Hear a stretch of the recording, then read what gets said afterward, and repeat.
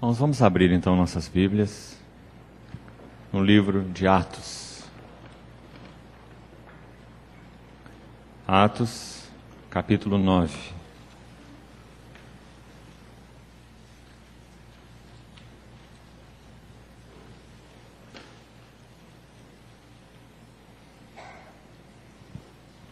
Atos, capítulo 9. Vamos ver alguns versículos a partir do primeiro.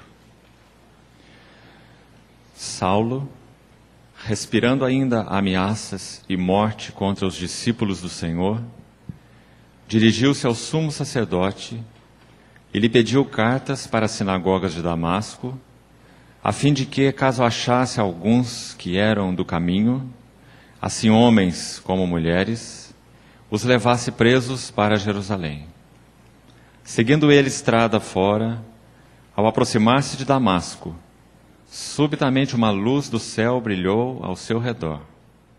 E caindo por terra, ouviu uma voz que lhe dizia: Saulo, Saulo, por que me persegues? Ele perguntou: Quem és tu, Senhor?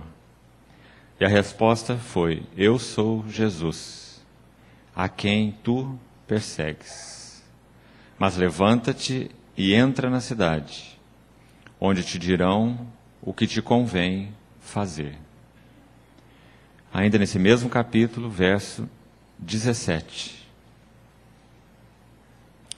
Então Ananias foi e, entrando na casa, impôs sobre ele as mãos, dizendo: Saulo, irmão, o Senhor me enviou, a saber, o próprio Jesus que te apareceu no caminho por onde vinhas, para que recuperes a vista e fiques cheio do Espírito Santo. Ainda, carta de Paulo aos Coríntios, segunda epístola aos Coríntios, capítulo 12.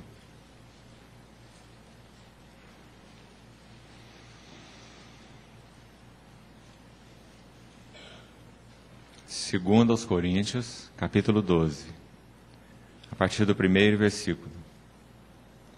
Se é necessário que me glorie, ainda que não convém, passarei as visões e revelações do Senhor. Conheço um homem em Cristo, que há 14 anos foi arrebatado até ao terceiro céu. Se no corpo ou fora do corpo, não sei, Deus o sabe.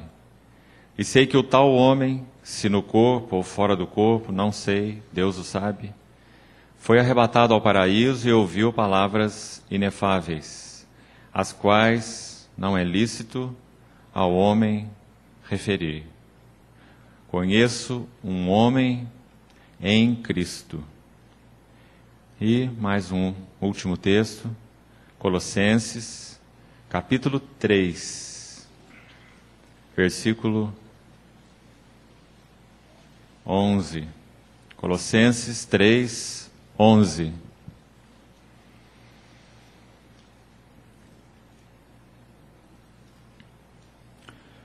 Onde não pode haver grego nem judeu, circuncisão nem incircuncisão, bárbaro, cita, escravo, livre.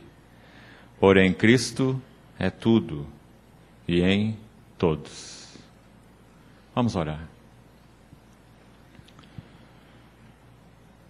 Pai, nosso clamor nessa manhã, como igreja, é que Tu nos concedas, pela Tua fidelidade para conosco em Cristo Jesus, o espírito de sabedoria e de revelação, para que possamos ver algo mais da glória da pessoa do nosso Senhor e da glória da Sua obra consumada na cruz e a glória do Teu propósito eterno pela igreja.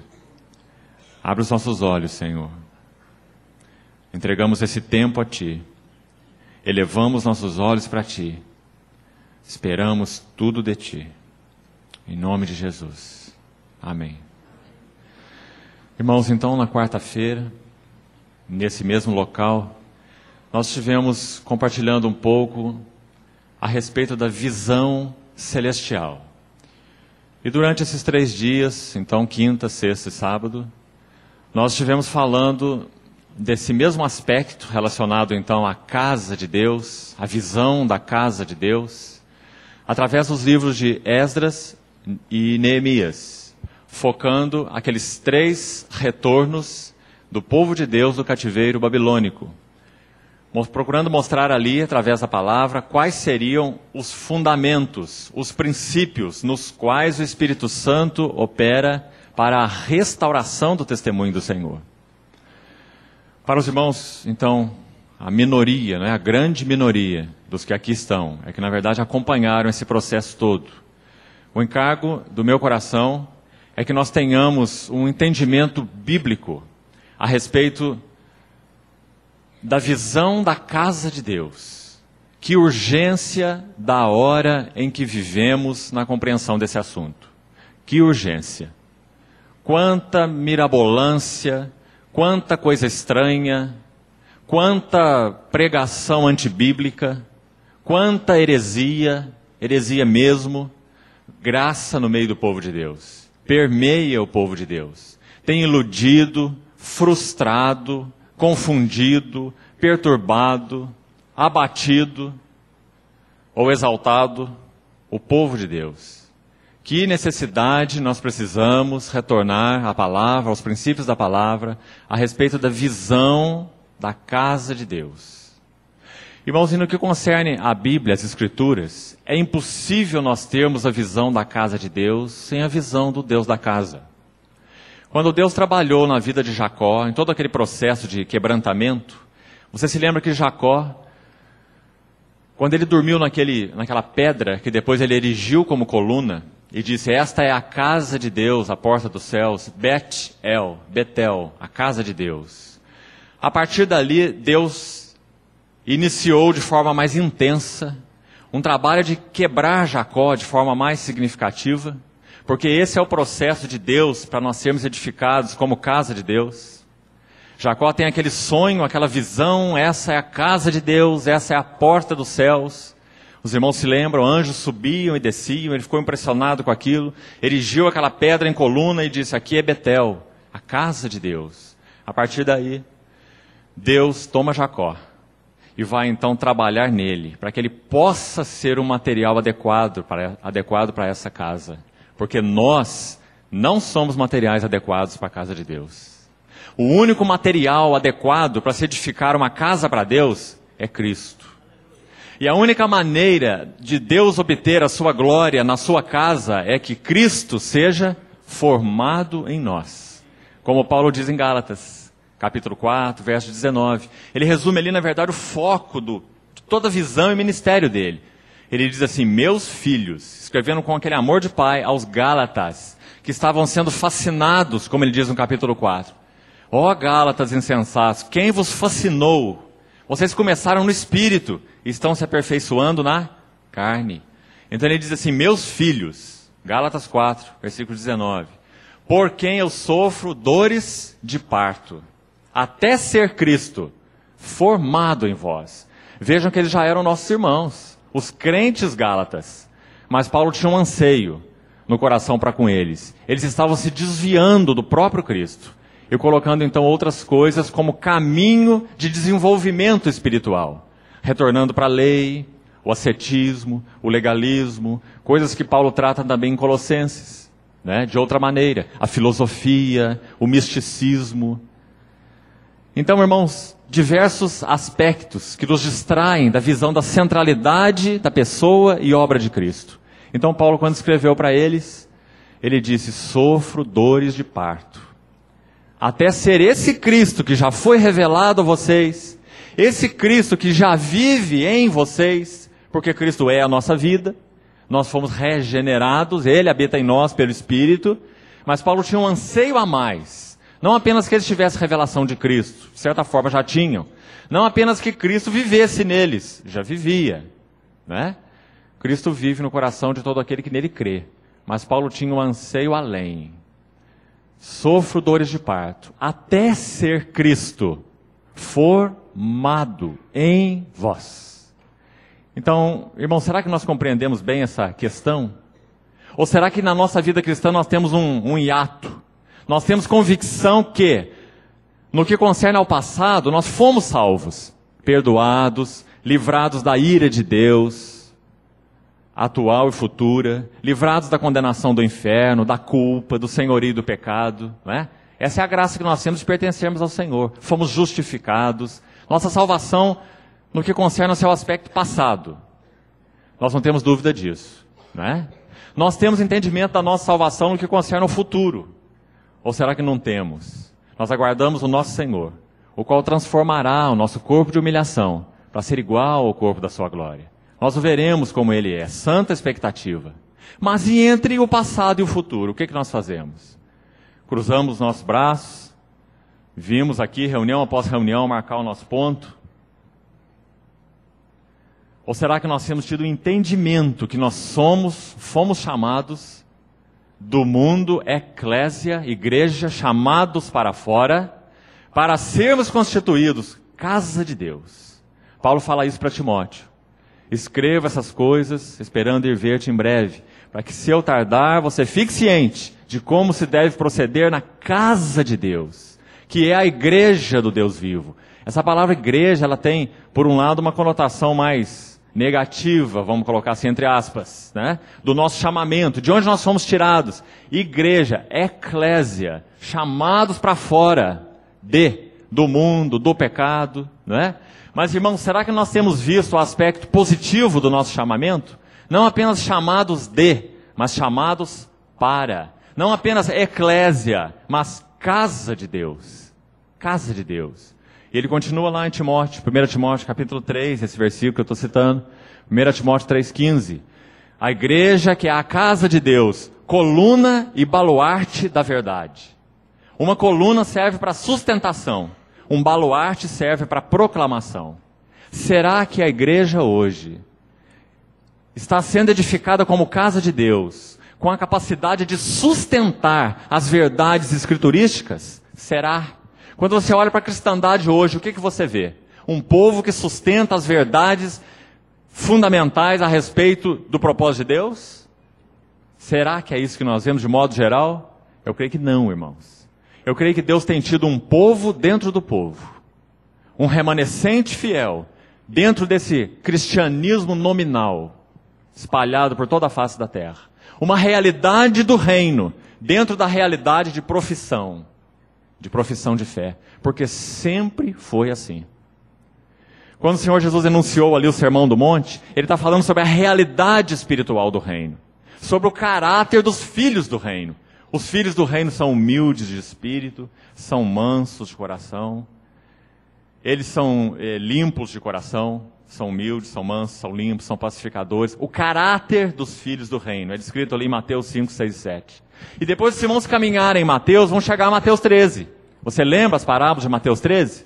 Em Mateus 13, ele não fala sobre a realidade espiritual do reino. Isso ele fala no Sermão do Monte. Mateus 5, 6 e 7. Em Mateus 13, naquelas parábolas, ele fala sobre a aparência exterior do reino dos céus, ou da cristandade. Então, por exemplo, ele fala daquela semente de mostarda, que é um arbustozinho por natureza, essa é a natureza dela, mas que ela foi semeada e se tornou uma grande árvore. E as aves do céu vieram aninhar-se nos seus ramos. Irmão, se você interpretar aquela parábola do grão de mostarda à luz de Mateus 13, no seu contexto, você vai ver que aqueles anjos, aquelas aves do céu, tipificam demônios, o diabo. Na primeira parábola, a parábola do semeador, que estabelece o princípio para a interpretação das outras, você vai ver o nosso Senhor falar que Satanás vem e arrebata a semente que cai à beira do caminho. Então, na verdade, a aparência exterior do cristianismo é como uma grande árvore.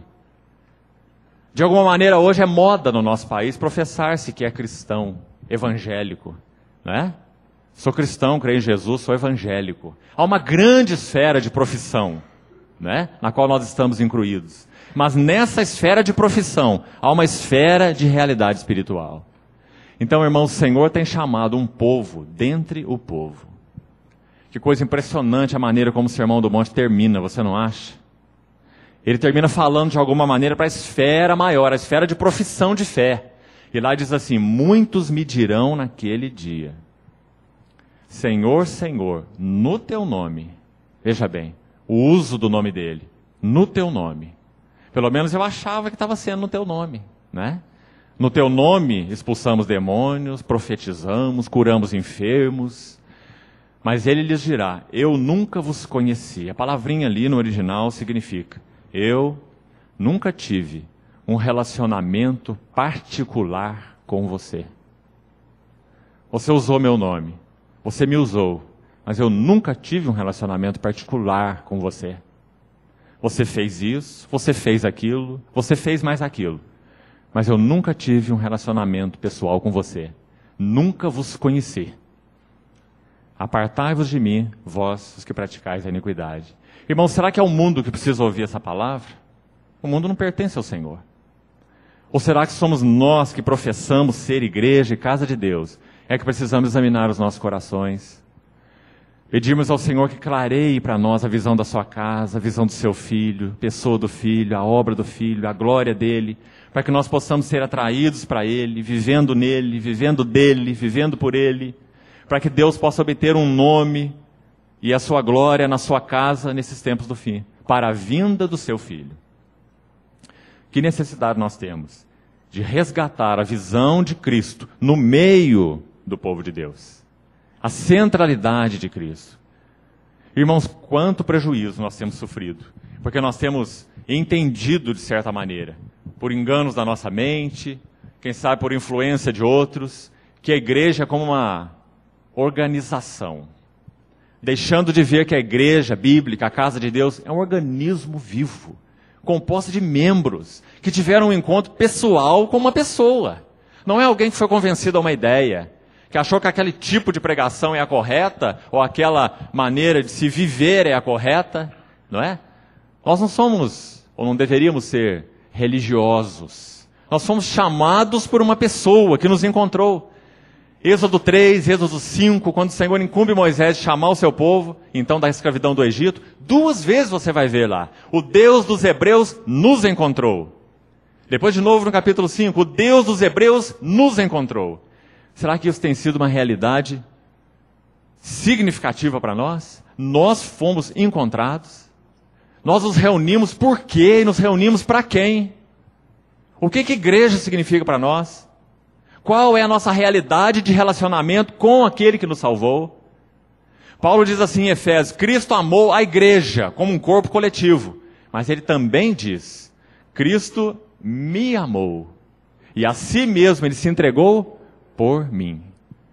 Irmão, nunca perca o significado do chamado de Deus para a tua realidade espiritual pessoal, nesse contexto maior, que às vezes nós chamamos de igreja, não é? Mas na verdade esse não é bem o nome. Aqui nós estamos na reunião da igreja, não é? E aqui a igreja está reunida, porque a igreja é um corpo espiritual, é uma realidade espiritual. Nós somos igreja e estamos na igreja 24 horas por dia. Você não pode dizer assim: eu esqueci meu guarda-chuva na igreja. Porque o único jeito do guarda-chuva ficar na igreja é se você engolir o guarda-chuva. Não é? Porque a igreja é o corpo de Cristo. A igreja é uma realidade espiritual. Não é verdade? Então, os irmãos, vejam que essa palavra tão santa, tão gloriosa, igreja, ela perdeu o seu significado. Claro que perdeu. Nós chamamos de igreja uma construção. Onde na palavra de Deus que igreja é chamada uma construção? Onde? Se não é uma palavra escriturística usada assim, por que nós usamos? Por que nós falamos: eu vou para a igreja, eu vim da igreja, eu saí da igreja? Não tem jeito de sair da igreja. Não é? Você foi colocado na igreja, você nunca vai sair da igreja. Tem jeito de você entrar na reunião e sair da reunião. Mas não tem jeito de você entrar na igreja e sair da igreja. Não é? Porque a igreja é o corpo de Cristo. E nós somos membros desse corpo, chamados para ele, não é? Corpo do qual ele é o cabeça. Então, irmãos, na quarta-feira, nós falamos sobre, na verdade, 3 visões que nós podemos colocar como sendo uma só, porque são uma só. Deus usou Pedro, Deus usou Paulo, Deus usou João. Esses 3 apóstolos tão amados do Senhor, de forma tão especial, para nos mostrar 3 aspectos de uma única visão. Uma visão governante. Onde não há visão, Provérbios 29, versículo 18. Onde não há visão, o povo se corrompe. Há uma tradução alternativa que diz assim: o povo fica sem controle. Os irmãos já pensaram nisso? A visão espiritual não é tudo, irmão, não é tudo. mas é o começo de tudo. É a base de tudo. Então, o encargo do meu coração tem sido usar as Escrituras para que nós vejamos a visão da casa de Deus, escrituristicamente. Para que nós possamos, então, ser corrigidos. Não só no nosso entendimento. O foco não é a correção mental. Nós precisamos disso também. Como eu citei o exemplo aqui, por exemplo, da palavra igreja. Mas nós precisamos de muito mais correção. Nós precisamos de correção no coração. Nós precisamos de correção no relacionamento. Nós não fomos chamados para ser salvos. Nós não fomos chamados para morar no céu. Nós não fomos chamados para ser salvos do inferno. A vida cristã não é como um extintor de incêndio, né? Nós fomos chamados pelo Senhor para não queimar no fogo do inferno. Nós fomos chamados para um relacionamento pessoal. Sabe, irmão, se Cristo estivesse no inferno, o inferno seria céu. Se Cristo não estivesse no céu, o céu seria um inferno. Não tem nada no céu que possa nos atrair senão a pessoa dele. O que tem no céu? O que você espera ver lá? Apocalipse 21 diz assim, que na Nova Jerusalém, a glória de Deus a iluminou. E o Cordeiro é a sua luz, lâmpada. Se o Cordeiro não é o foco e não é o centro, não tem nada na Nova Jerusalém. Se nós de alguma maneira somos meio estranhos para Cristo, hoje, no nosso relacionamento com Ele hoje, se prepare, irmão. Quando você puder vê-lo face a face, acho que você vai estranhar também. Quem sabe você vai perguntar, nossa, mas é esse mesmo? O nosso Senhor nos chamou para um relacionamento pessoal com Ele, através do qual tudo na nossa vida é subordinado. Você trabalha segundo o seu relacionamento com Ele. Você vive no lar segundo o seu relacionamento com Ele. Você só pode amar a sua esposa e se entregar por ela se você conhece aquele que amou a igreja e se entregou por ela. As esposas só podem ser submissas aos seus maridos se são submissas a esse Cristo, seu Senhor, o seu amado. Pais só podem criar filhos na disciplina e admoestação do Senhor se eles têm um relacionamento com o Pai Celestial. Nós só podemos ser pais terrenos nos moldes do Pai Celestial. Não é? Mas, irmãos, isso não é uma forma religiosa.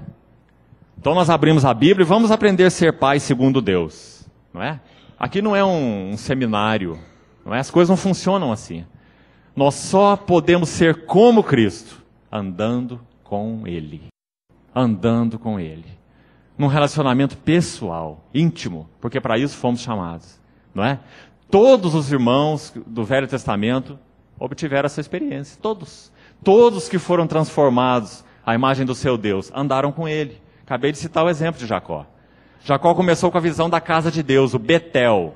Não é? Mas ele não é um material adequado. Nós também não somos. Ele é o suplantador, você se lembra? Ele é o enganador, ele é o que dá o jeitinho. Não é? O Jacó. Então, Deus levou o Jacó a partir de Betel, trabalhou a vida dele, até que ele volta àquele lugar. E ele dá um nome ali de El Betel, que significa o Deus da casa de Deus. Não é? Então, irmãos, nós somos casa de Deus. Mas o Senhor, então, tem se mostrado mais e mais e mais para o seu povo dentro da sua casa, para que nós conheçamos o Deus da casa de Deus. Assim foi no Velho Testamento com todos aqueles que o Senhor chamou. Você se lembra de Enoque? Diz a palavra que Enoque andou com Deus por 300 anos. De alguma maneira, aos 65 anos de idade, ele teve uma experiência muito significativa na vida dele, porque diz que nasceu-lhe um filho. E parece de alguma maneira que Deus usou essa experiência da paternidade de Enoque para falar algo do caráter dele para Enoque. E Enoque começou a andar com Deus a partir da geração desse filho. E andou com Deus 300 anos. E diz a palavra que ele andou com Deus, e Deus para si o tomou. Uma vez uma menina estava ouvindo a pregação de um homem de Deus sobre esse tema. Enoque andou com Deus, intimidade com Cristo. E o pai dela não tinha ido à reunião da igreja. Então, quando a menina chegou, o pai dela perguntou, o que foi falado hoje lá na reunião da igreja? E ela disse assim, um homem pregou sobre Enoque. E ela resumiu a mensagem então para o seu pai. Ela falou assim, ele foi dizendo que Enoque foi andando com Deus, andando tanto tempo com Deus, que no momento Deus falou assim para ele, Enoque, você já andou tanto comigo, você está tão longe da tua casa e tão perto da minha, que agora eu vou só abrir a porta e você vai entrar. Enoque andou com Deus, e Deus para si o tomou. Muitas vezes nós achamos que arrebatamento é só uma mudança geográfica, né? Nós saímos aqui de baixo e vamos lá para cima. Mas arrebatamento, irmãos, ele é o espírito da igreja. Ele permeia o espírito da igreja, porque é um espírito de relacionamento com Cristo. Nós queremos a Ele e somos dele e para Ele. Como o grão de trigo. O grão de trigo, quanto mais amadurece, quanto mais os grãos ficam cheios na espiga, mais maduro, mais aquela espiga se curva, e mais as suas raízes se soltam da terra. É fácil colher o trigo, ele não arraiga, ele desarraiga. Agora o joio, quanto mais ele amadurece, mais ereto ele fica, e mais as suas raízes se fincam na terra. Irmãos, nós não temos absoluta certeza que no meio da esfera de profissão de fé cristã, nós temos joio e temos trigo? Qual é a natureza do trigo? Aqueles que crescem para Deus. Quanto mais maduros, mais se curvam. Cristo é tudo e em todos. Eu de mim mesmo nada sou. Isso é crescimento espiritual. Mas e o joio? O joio, quanto mais o tempo passa, mais soberbo ele fica. Mais ereto ele fica. E mais suas raízes se fincam no solo. Crescimento para baixo, né? Amando ao mundo, as coisas do mundo. Então, irmãos, que o Senhor nos ajude na compreensão dessas verdades. Fomos chamados para Ele. Então, na quarta-feira nós vimos, voltando a esse assunto da casa de Deus, nós vimos que a visão de Pedro em Atos 10, você não precisa abrir aí, está logo aí na página seguinte da que nós lemos, né? Atos 10. Pedro vê a casa de Deus naquela visão daquele objeto como um lençol que descia do céu pelas quatro pontas. Nós já compartilhamos isso. E ele ouve aquela voz dizendo assim: levanta-te, Pedro, mata e come. E ele diz assim: de maneira nenhuma, Senhor, porque eu jamais comi coisa alguma comum ou imunda. Aquela palavrinha comum significa que pertence à generalidade, que é comum. E imundo significa aquilo que não foi purificado, não é? Impuro. Então o Senhor fala para Pedro, corrige Pedro e diz assim: ao que Deus purificou, não consideres comum ou imundo. Então, na verdade, a base da visão de Pedro é que a igreja de Deus não é composta apenas de judeus, daqueles que aguardavam a promessa desde o Velho Testamento. Pedro incluído entre eles, não é? Mas a igreja é algo do coração de Deus que inclui judeus e gentios. No mesmo pé de igualdade, porque todos foram chamados pela graça. Então Pedro, de alguma maneira, ficou muito impactado por essa expressão, esse falar do Senhor. Mata e come, quando ele diz, de modo nenhum, Senhor, nunca comi nada comum ou imundo, e o Senhor o corrige dizendo que Deus purificou. Ele usa depois essa palavra, mais maduro no Senhor, quando escreve as epístolas, lá na sua epístola. Ele diz assim: tendo purificado, é a mesma palavrinha que ele ouviu lá do Senhor. Tendo purificado. 1 Pedro, capítulo 1, verso 22, se você quiser conferir. Pedro fala assim: tendo purificado as vossas almas pela vossa obediência à verdade. Tendo em vista o amor fraternal não fingido, etc. A mesma palavrinha, lá de Atos. Tendo purificado. Então a visão de Pedro toca o fundamento da casa de Deus. Qual é o fundamento da casa de Deus? Nós éramos comuns. Éramos comuns. Do mundo. Pertencentes ao mundo. Escravos do diabo. Como nós falamos quarta-feira, nós estávamos num ônibus em direção ao inferno. Nós estávamos na lotação. E ninguém podia nos tirar dessa posição. Ninguém e nada. Mas o Senhor nos tirou do comum e nos trouxe para o particular. Pedro também fala isso na sua epístola. 1 Pedro 2,9. Vós, porém, sois raça eleita. Está vendo? Saímos do comum. Ao que Deus purificou, não consideres comum. Pedro entendeu tão bem isso. Vós sois raça eleita. Sacerdócio real. Nação, está vendo? Não é comum. É santo. Santo significa o quê? Posto à parte. Separado. Então os irmãos estão vendo que a base da visão de Pedro está lá em Atos 10, esse lençol. Então tudo que ele escreve na epístola tem como fundamento aquilo que ele viu, de forma tão marcante. Diz o texto de Atos 10 que aquilo aconteceu por 3 vezes. Está vendo como o Senhor queria impactar Pedro? Pedro, a igreja é isso. Pedro, a igreja é um povo que foi chamado do comum para o particular. É um povo exclusivamente meu, raça eleita. Sacerdócio real, nação santa, Povo de propriedade exclusiva. Olha os termos. Olha como Pedro está impactado com essa verdade que ele viu através daquele lençol. Povo de propriedade exclusiva de Deus. Essa palavra exclusiva, no original, significa os que estão girando em torno daquele que os chamou. É uma palavra composta, significa estar em torno de si. Deus nos chamou para sermos exclusivamente seus, ou estarmos em torno de si. Não é estarmos em torno de algumas verdades, estarmos em torno de algumas questões, não é? Sofremos uma reforma de conduta. É estarmos em torno de si, daquele que nos chamou. Exclusivamente seu, zeloso de boas obras. Paulo fala assim em Tito. E depois, Pedro seguindo aí, 1 Pedro 2,10, ele diz assim: vós que antes não erais povo, mas agora sois povo. Está vendo? Trazendo do particular, do geral para o particular. Vós não erais povo, mas agora sois povo. Não tinhas alcançado misericórdia, mas agora alcançaste misericórdia. Então, irmãos, essa visão de Pedro, Atos 10, o lençol, toca o fundamento da casa de Deus. Graça, chamamento celestial, tirados do comum, trazidos para o particular. Palavra-chave, nós poderíamos dizer, é purificação. Ao que Deus purificou, não consideres comum. Então, a visão de Pedro toca o fundamento. Isso nós já vimos na quarta-feira. Hoje nós vamos seguir um pouquinho mais.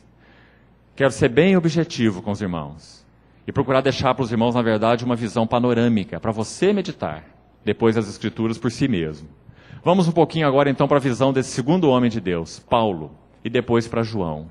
Os irmãos vão ver que essas três visões são uma visão.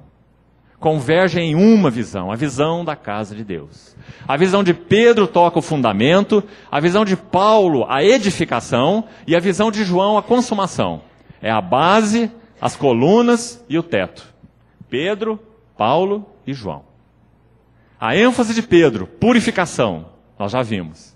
A ênfase de Paulo, edificação. Paulo é o grande construtor. 13 epístolas, não é? Ele escreveu, inspiradas pelo Espírito Santo, que nos dão todo o conteúdo da nossa fé. É Paulo quem entra fundo nos assuntos da nossa condenação. Romanos, por exemplo.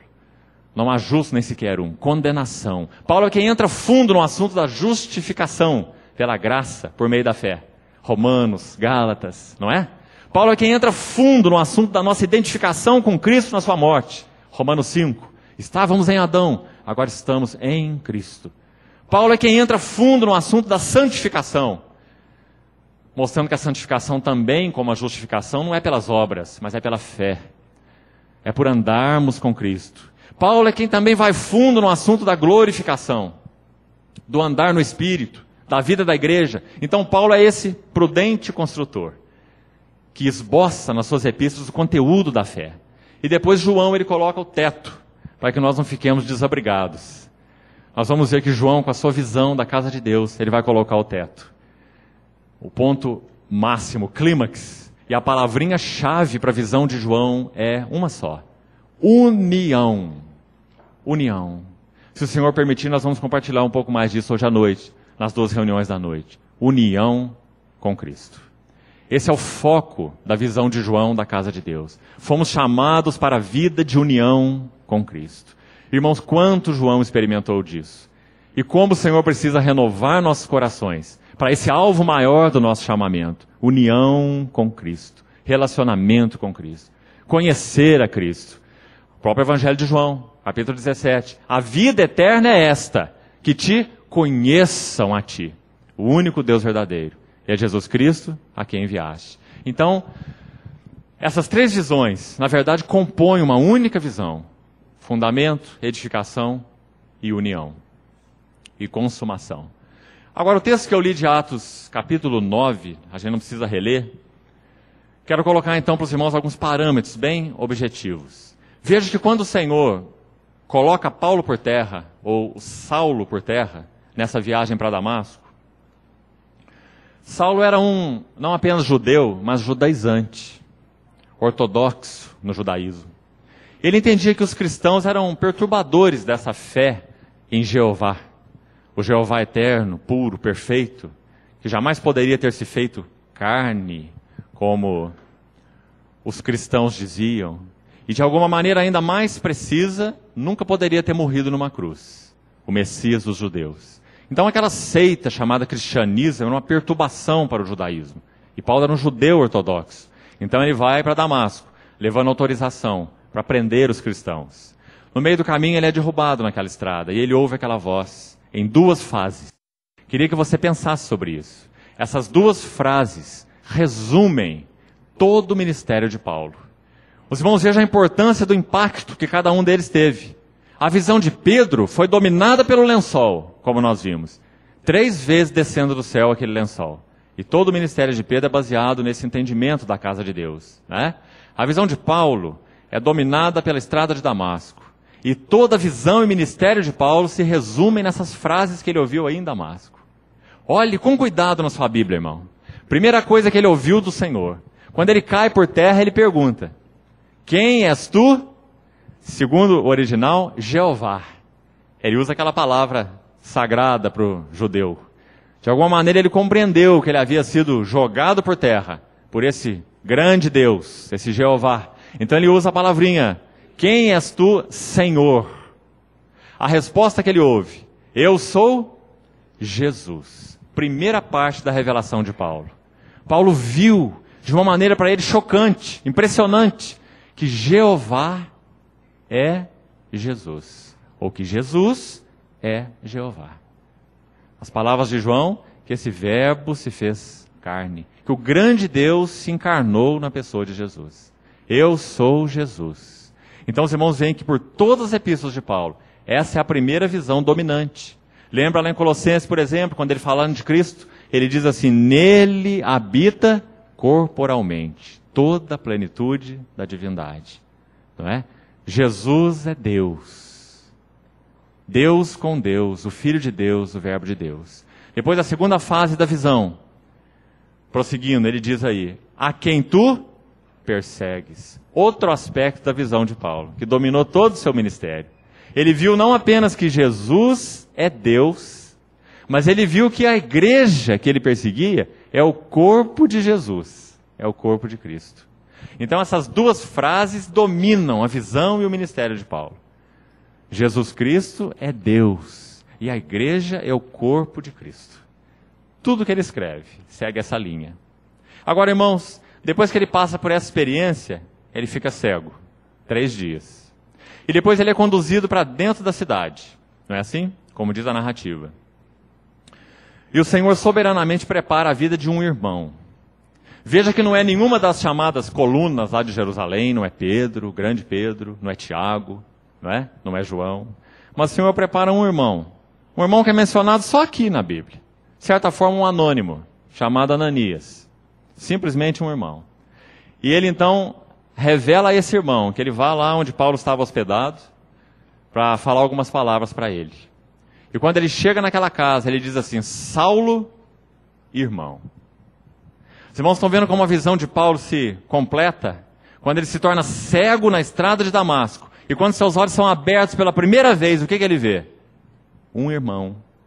Saulo, irmão. Ananias. Paulo foi tão impactado pela visão do corpo de Cristo, irmãos, que isso domina então depois todos os seus escritos. Ananias é enviado ali e Paulo é recuperado. Agora, na sequência, um item a mais, o texto de Coríntios que nós lemos. Quando Paulo vai falar dessas visões e revelações do Senhor, ele usa uma frase que vai de novo se centralizar e resumir tudo que eu estou tentando colocar aqui. Quando ele fala das suas visões e revelações do Senhor, ele diz assim: eu conheço um homem em Cristo. Essa expressão de Paulo, um homem em Cristo, resume o entendimento dele sobre a vida cristã. O que é ser um cristão? Estar em Cristo, por um lado. Depois, se você for a outras expressões, a gente não leu todos os textos para ganhar tempo. Se você for em Gálatas 2:20, ele diz assim: não vivo eu, mas Cristo vive em mim. Então, irmãos, para resumirmos, para sermos objetivos, a visão de Paulo, ela é centrada no fato de que Jesus Cristo é a plenitude de Deus. Eu sou Jesus a quem tu persegues. Jesus Cristo é a plenitude de Deus. E A igreja é o corpo de Cristo. Quando nós tocamos na igreja, nós tocamos no próprio Cristo. Nós temos que tomar muito cuidado com as nossas mãos quando tocamos uns aos outros.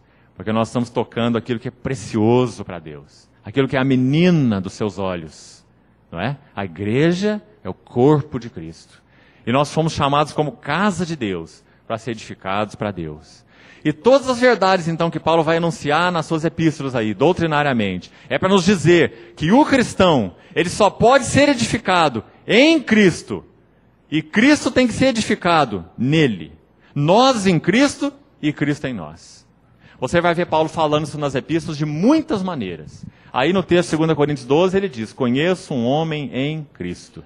Irmão, ser cristão não é ganhar um novo ponto de vista sobre as coisas, embora isso aconteça, não é? Totalmente. Um novo ponto de vista sobre o mundo, sobre a vida, sobre o trabalho, sobre relacionamentos, sobre tudo. Ser cristão é ganhar um óculos novo. Você vê tudo de maneira diferente, não é? Mas não é apenas isso. Isso, na verdade, é uma consequência. Ser cristão é ter sido colocado em Cristo. O amado de Deus. Este é o meu filho amado em quem me comprazo.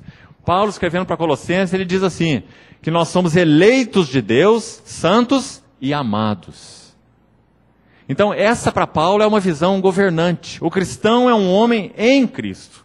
Não é alguém que aderiu a algum tipo de ideia, alguém que ganhou novas convicções, alguém que sofreu reforma de conduta, mas é um homem em Cristo. Mas também o cristão é um homem no qual Cristo está. Cristo vive em mim. Nós conhecemos bem aquela ilustração que nos ajuda a entender. Às vezes a figura fala mais do que muitas palavras. Naturalmente falando, nós estamos imersos nessa atmosfera, não é verdade? Nesse ar. Nós só vivemos imersos nele. Nós não vivemos sem essa atmosfera em nós, não é? Esse ar atmosférico. Nós estamos imersos nele. Mas também ele tem que estar em nós. Não basta que nós estejamos imersos nesse ar. Se nós tamparmos aí o nosso nariz, nós vamos ter que destampar. Nós precisamos respirar, não é? Então nós vamos sufocar. Nós precisamos do ar em nós. Na verdade, isso é uma figura dessas verdades de estar em Cristo e Cristo estar em nós. Porque nós estamos em Cristo. Ele é muito maior que nós. Quem de nós pode aí numa respirada profunda incluir todo o ar atmosférico? É impossível, não é? Esse é o tamanho de Cristo. Paulo fala em Efésios que ele foi enviado para pregar as insondáveis riquezas de Cristo. Esse imenso Cristo, eterno Cristo. Cristo que quando nós estivermos lá, num estado eterno, diante dele, contemplando a sua face, nós estaremos ainda, como hoje, só que de forma muito mais desimpedida e clara, nós estaremos vendo a beleza dele, adorando a ele e servindo a ele. É isso que diz Apocalipse. Os seus servos o servirão, contemplarão a sua face, e nas suas frontes estará escrito o nome dele. Não haverá nenhum tipo de monotonia na Nova Jerusalém, porque nós estaremos descobrindo mais de Cristo sem fim. Sua mente consegue conceber isso? Conhecendo, sem nunca chegar ao fim, conhecendo, sem terminar. Porque nós seremos filhos, redimidos, né? Criaturas limitadas ainda. Então estaremos descobrindo a beleza do nosso Redentor, Cristo, por toda a eternidade. E quanto mais o conhecermos, mais o serviremos, mais o adoraremos, mais o amaremos. Não é? Para isso nós fomos chamados. Então, irmãos, isso é estar em Cristo. Nós somos livrados do mundo, do pecado, da culpa, porque nós somos incluídos em Cristo. Isso é vida cristã. Nós estamos no ar, em Cristo. Mas por outro lado, então, o que resume a visão de Paulo como esse construtor na casa de Deus, é que Cristo está em nós. Então, irmãos, vida cristã, me perdoe se eu estou sendo enfático demais nesse aspecto, mas é necessário. Vida cristã não é conversão a uma ideologia, a uma doutrina, a um modo de vida, a um grupo no qual eu me dou tão bem, gosto tanto, me sinto tão bem com aqueles irmãos naquele lugar. Isso tudo é uma consequência. Vida cristã é Cristo estar em nós. E é porque Cristo está em outros que nós estamos junto com esses outros. Porque esses outros também têm Cristo. Não é? Essa é a igreja. Cristo está em mim, Cristo está em você. não é? Então nós estamos juntos porque Cristo está em nós. E o nosso propósito é edificarmos uns aos outros na vida de Cristo. Só isso. Simplicidade e pureza que são de Cristo. Então esse é o outro aspecto do ar. Nós precisamos viver com o ar dentro de nós. Cristo em nós. Relacionamento com Cristo. Vida com Cristo. Conhecimento de Cristo. Conhecimento de Cristo na sua palavra. Alimentados com Cristo. Agora, irmãos, pense sobre um outro aspecto ainda, para completar essa visão. Se você tem um meninozinho de 2 anos de idade, quem sabe no seu pulmão aí comporta 1,5 litro de ar. Um adulto, talvez, 4 litros de ar. Se você coloca 1,5 litro de ar no pulmão de um adulto, ele vai morrer, asfixiado. Ele precisa de mais ar, porque a capacidade dele é maior. 4 litros desse imenso ar atmosférico. Mas se você coloca 4 litros de ar no pulmãozinho de uma criança, você vai matá-la, porque ela só tem capacidade para 1,5 litro. Esse é o significado de plenitude na vida espiritual. Cristo é esse ar atmosférico, inesgotável, insondável, revelado na sua palavra, então, de uma maneira tão profunda, mas progressivamente. Na medida em que nós nos relacionamos com esse Cristo, essa nossa capacidade espiritual vai se alargando. Quando nós nascemos de novo e começamos a caminhar com Cristo, nós nos sentimos plenos. Oh, eu conheço a Ele, Ele me amou, Ele me salvou, eu sou dele. Mas o nosso pulmão é de 1,5 litro. Na medida que vamos andando, e vamos andando, e vamos andando, o nosso apetite vai aumentando, e esse Cristo vai enchendo. Cristo vai enchendo. A cruz vai trabalhando em nossas vidas, e vai fazendo esse apetite aumentar. Vai tirando o entulho do pulmão, o entulho do nosso poço, como os poços de Isaac. Lembra lá em Gênesis? Isaac desentulhou os poços de Abraão, seu pai. Vida de poço na Bíblia, fala de vida profunda. Você no fundo de um poço, você pode ver as estrelas na maior luz do dia. Se você estiver no fundo do poço, você vê as estrelas durante o dia. Vida, o poço na Bíblia fala de vida profunda. Então, quanto mais a obra da cruz, o trabalho da cruz em nós, vai desentulhando os nossos poços, mais essa capacidade nossa vai aumentando. Cristo vai nos enchendo, enchendo, enchendo. Cristo em nós. Por isso que Paulo diz em Colossenses, Cristo em vós. Lá em Coríntios ele diz, um homem em Cristo. Não é assim? Conheço um homem em Cristo. E em Colossenses ele diz, Cristo em vós. A esperança da glória. Vou usar uma outra tradução desse versículo para os irmãos. Cristo em vós. A única maneira da glória de Deus ser expressada.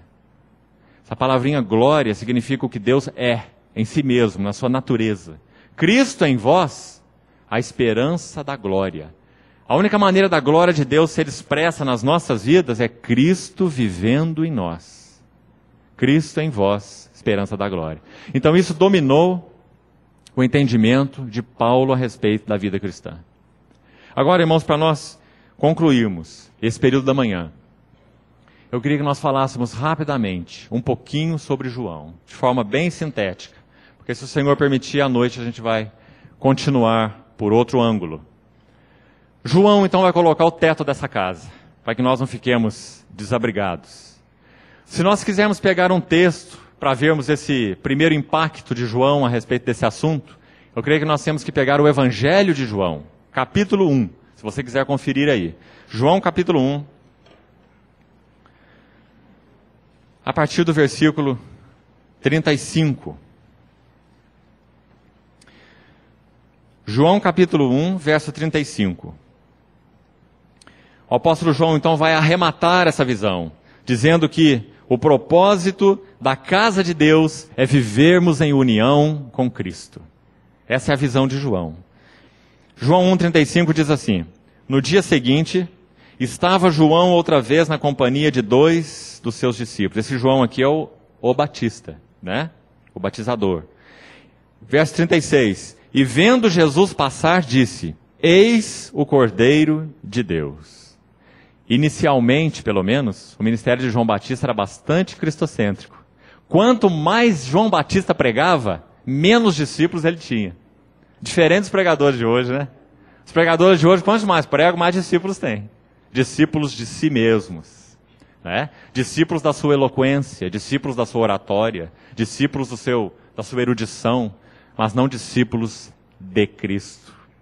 As pessoas têm feito discípulos de si mesmos e não discípulos de Cristo. Mas João Batista, quanto mais pregava, mais vazio seu auditório ficava. Então ele pregou mais uma vez aí. Jesus passou e ele apontou para 2 dos seus discípulos. Esses seus aí são André e o João do Evangelho. Então ele diz assim: eis o Cordeiro de Deus. O que acontece? Eles vão seguir a ele, porque João Batista não é o noivo. Ele é o amigo do noivo. Não é isso que ele fala em João 3? Eu não sou o noivo, eu sou o amigo do noivo, que se alegra com o noivo. Então, quanto mais ele anunciava o noivo, mais os discípulos dele seguiam o noivo. Chegou um momento lá no cárcere em que ele teve, de certa forma, dúvida se aquele lá era realmente o noivo. Então ele manda perguntar se ele era mesmo Cristo, né? E muito interessante, irmãos, a maneira como João Batista morreu. Os irmãos sabem que ele foi decapitado. Muito interessante. Parece que de alguma maneira, aquele encabeçamento de Cristo, de alguma maneira, no final da vida de João, se tornou falha, não é? Como se João não tivesse cedido, de alguma maneira, o lugar pleno a Cristo, que é o cabeça, que é o noivo, né?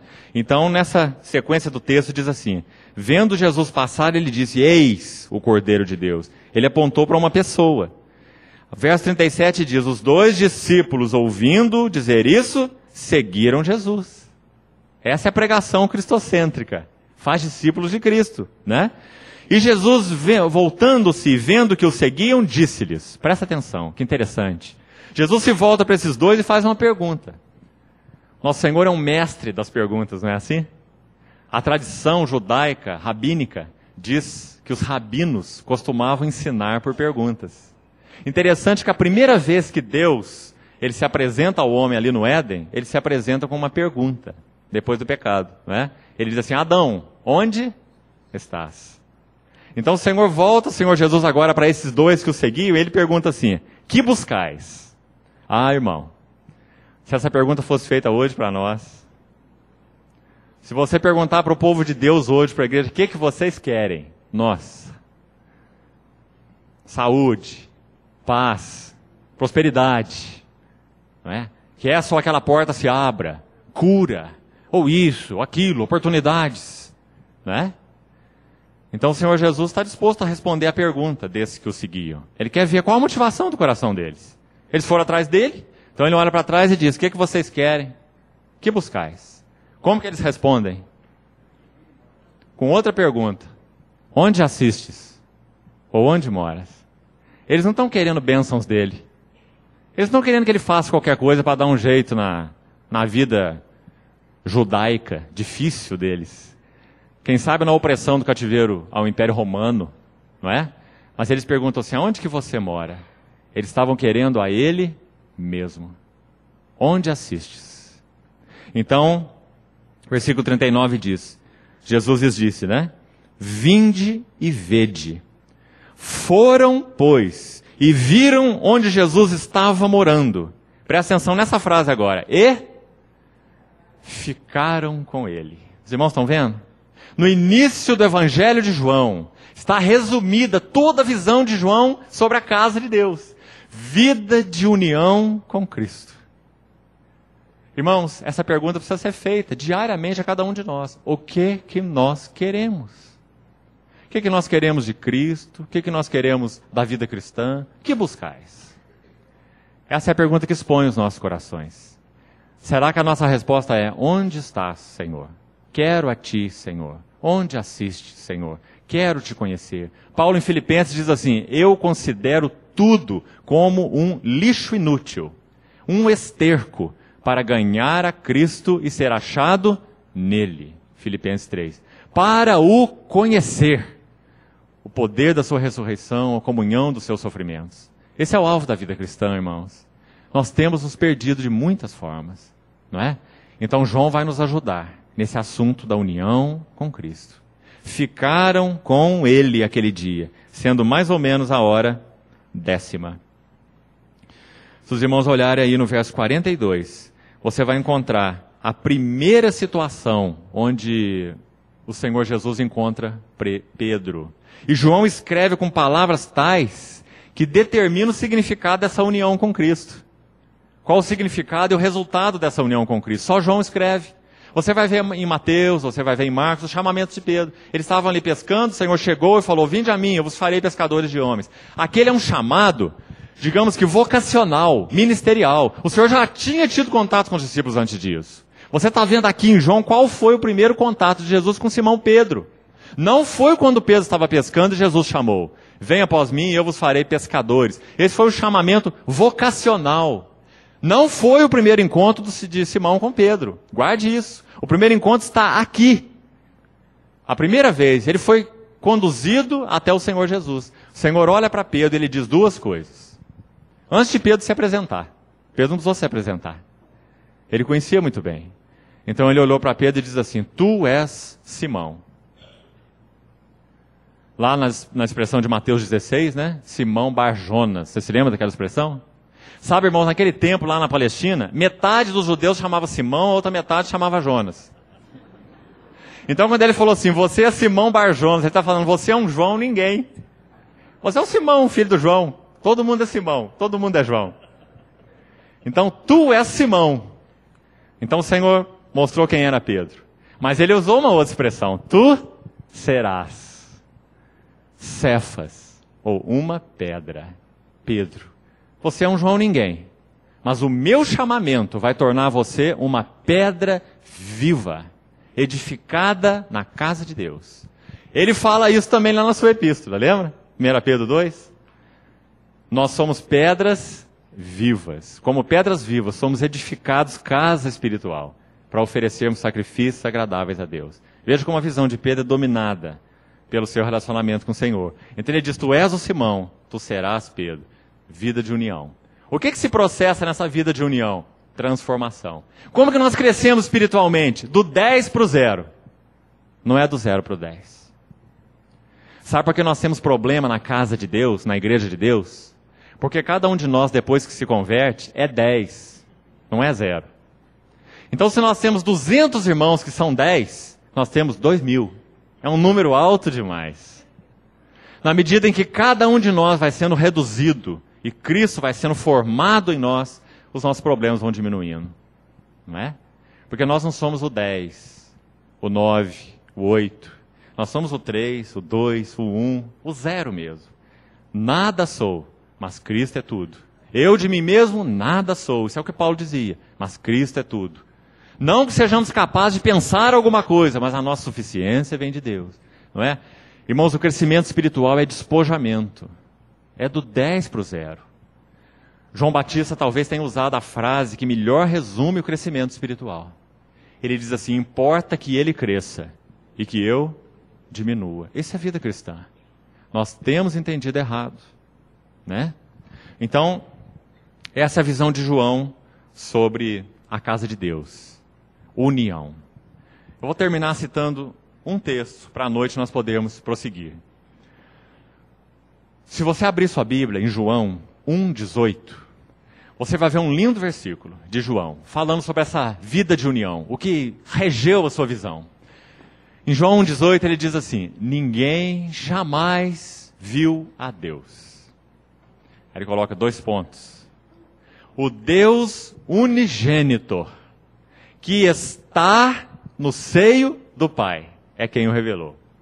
Essa palavrinha é muito específica de João. Ela aparece nesse evangelho só 3 vezes. Então, a primeira vez, Jesus, o Filho, no seio do Pai. Aquela comunhão bendita, eterna, perfeita do Deus triuno dentro dele mesmo. Um Deus que é autossuficiente, perfeito, completo, que não precisa de nada, não precisa de anjo, não precisa de homens. Né? Um Deus completo, perfeito, feliz, sustentado em si mesmo. Um Deus pleno. O Pai vive para o Filho, o Filho vive para o Pai, na pessoa do Espírito. Comunhão plena e perfeita da Trindade. Então em João 1,18, ele diz, o Filho está no seio do Pai. Mas se você for ver em João capítulo 13, Se você quiser conferir na sua Bíblia. João 13, 25. Você vai ver a outra menção na Bíblia, no Evangelho de João, dessa palavrinha seio. Muito interessante. Muito linda a menção. Você vai ver João, agora o discípulo, o autor do Evangelho, reclinado, aonde? No peito de Jesus. Ou a mesma palavrinha no original, não é? O seio de Jesus, não é? Então agora você está tendo uma outra visão. Você está vendo um homem, pecador, reclinado no seio de Jesus, o Filho, que está no seio do Pai. Então você coloca junto esses dois versículos, você vê qual a visão que dominou o entendimento de João e o ministério de João. O Filho está no seio do Pai, primeiro. Não é assim que ele começa o Evangelho? No princípio era o Verbo, que é o Filho. E o Verbo estava com Deus. E o Verbo era Deus. Está vendo? Esse é o primeiro aspecto. Essa união perfeita, maravilhosa, eterna, inquebrável entre o Pai e o Filho. O Senhor Jesus, em João 17, orando, ele diz assim: Pai, glorifica-me com a glória que eu tive junto de Ti, antes que houvesse mundo. Essa união perfeita, o Pai e o Filho no seio do Pai. Mas agora no capítulo 13 algo mais acontece.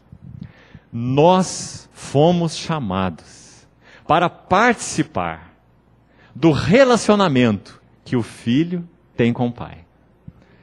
Para termos o relacionamento com o Pai eterno que o Filho eterno tem. Os irmãos já pensaram no tamanho desse chamamento?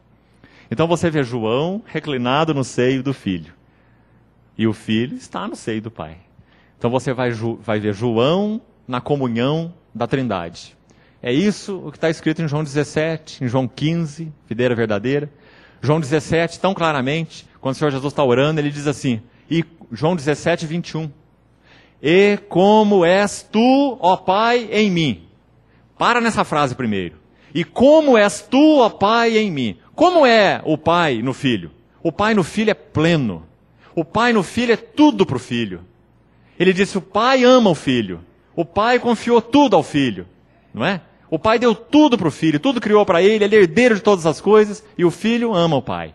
Então ele diz, como és tu, ó Pai, em mim? Esse como é muito importante. Esse como é a plenitude do relacionamento entre o Pai e o Filho.